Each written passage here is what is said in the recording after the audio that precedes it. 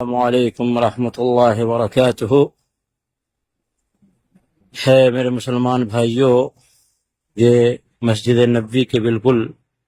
قریب لگے ہوئے قبرستان ہے، جس کو بہت سارے لوگ جنت البقیع کا قبرستان کہتے ہیں، جبکہ یہ جنت البقیع نہیں ہے۔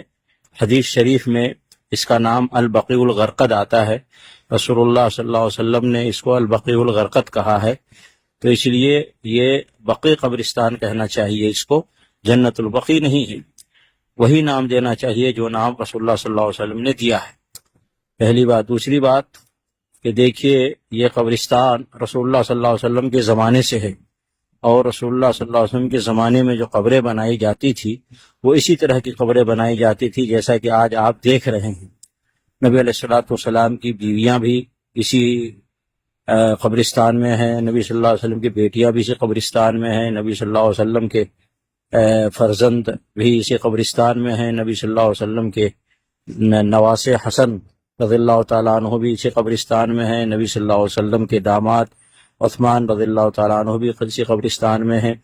اور ایسے تقریباً 10,000 سے زیادہ صحابہ کرام ہیں جو اس قبرستان میں دفن ہیں۔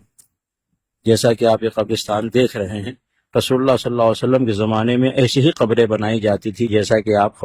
یہ قبریں آج دیکھ رہے ہیں۔ نبی علیہ الصلوۃ والسلام نے کبھی بھی اس قبرستان میں کسی صحابی کے قبر پر کوئی عمارت نہیں بنائی، کوئی گنبد نہیں بنایا، کوئی مینار نہیں بنایا، اور قبر کو پختہ نہیں بنایا، اور نہ ہی نبی صلی اللہ علیہ وسلم نے اس کے اوپر وہاں پہ کسی کو سجادہ نشین بنا کر کے رکھا، نہ ہی نبی صلی اللہ علیہ وسلم نے کسی کو مجاور بنا کر کے رکھا، اور نہ ہی نبی صلی اللہ علیہ وسلم نے چادر چڑھایا کسی قبر پہ، اور نہ ہی صحابہ کرام کو چادر چڑھانے کا حکم دیا، نہ ہی نبی صلی اللہ علیہ وسلم نے قبر پہ پھول چڑھایا، نہ ہی نبی صلی اللہ علیہ وسلم نے کسی کو پھول چڑھانے کا حکم دیا۔ تو مسلمانوں کو ویسے ہی قبرستان بنانا چاہیے، اور قبرستان میں وہی کرنا چاہیے جو رسول اللہ صلی اللہ علیہ وسلم سے ثابت ہے، ورنہ اگر کوئی رسول اللہ صلی اللہ علیہ وسلم کے خلاف کوئی کام کرے گا کسی جگہ پر بھی، اور بالخصوص قبرستان میں، تو وہ گنہگار ہوگا، کیونکہ رسول اللہ صلی اللہ علیہ وسلم نے فرمایا ہے من عمل عملا لیس علیہ امرنا فہو رد۔ مسلم شریف میں یہ روایت ہے، نبی علیہ الصلوۃ والسلام نے فرمایا کسی نے کوئی ایسا کام کیا جس پر میرا حکم نہیں ہے، وہ ریجیکٹ ہے، وہ عمل بھی مردود ہے، رد ہے، اور وہ عمل کرنے والا بھی مردود ہے اور رد ہے، تو اس لیے ایسا نہیں کرنا چاہیے۔ اور پھر اسی طریقے سے قبرستان کی زیارت کا جو مقصد ہے وہ مقصد ہے عبرت و نصیحت، کیونکہ نبی علیہ الصلوۃ والسلام نے فرمایا کہ کنت نہیتکم عن زیارت القبور فزوروها، پہلے میں نے قبرستان کی زیارت سے منع کیا تھا، لیکن اب قبرستان کی زیارت کرو۔ اس کا دو مقصد اس کے فرمایا نبی صلی اللہ علیہ وسلم نے فإنها تذکرکم الموت، اور ایک روایت میں ہے فإنها تذکرکم الآخرہ۔ تو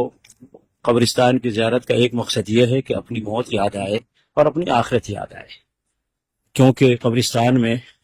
سب کو دفن کیا جاتا ہے، چاہے وہ صدر ہو، چاہے وزیر اعظم ہو، چاہے بادشاہ ہو، چاہے وزیر ہو، چاہے تاجر ہو، چاہے چودھری ہو، چاہے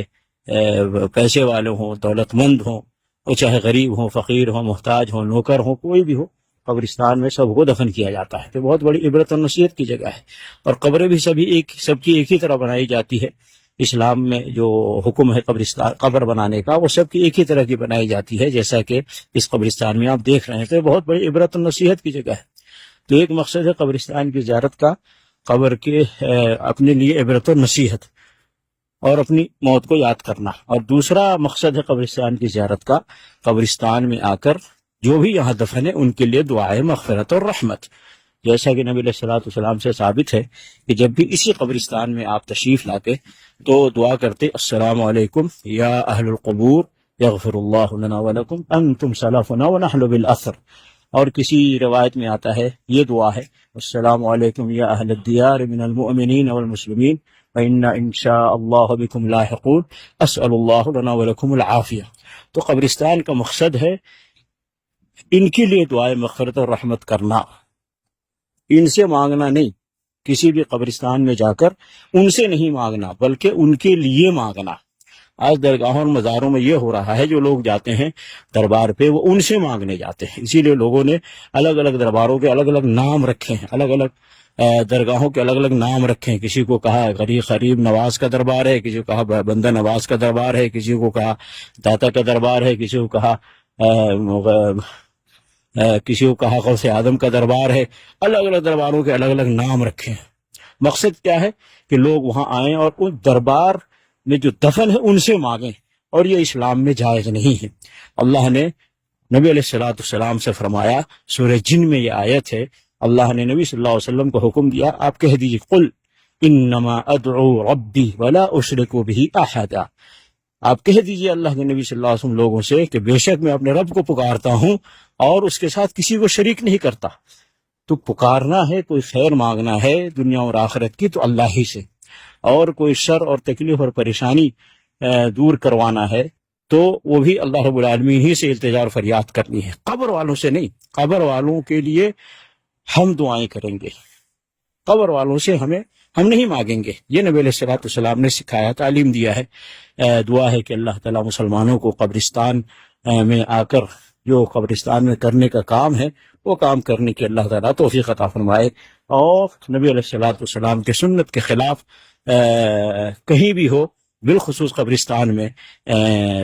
عمل کرنے سے اللہ تعالیٰ مسلمانوں کو محفوظ فرمائے، اور اللہ تعالیٰ مسلمانوں کو نبی علیہ الصلوۃ والسلام کی سنت اور طریقے پر چلنے کی اللہ توفیق عطا فرمائے، اور رسول اللہ صلی اللہ علیہ وسلم مخالفت سے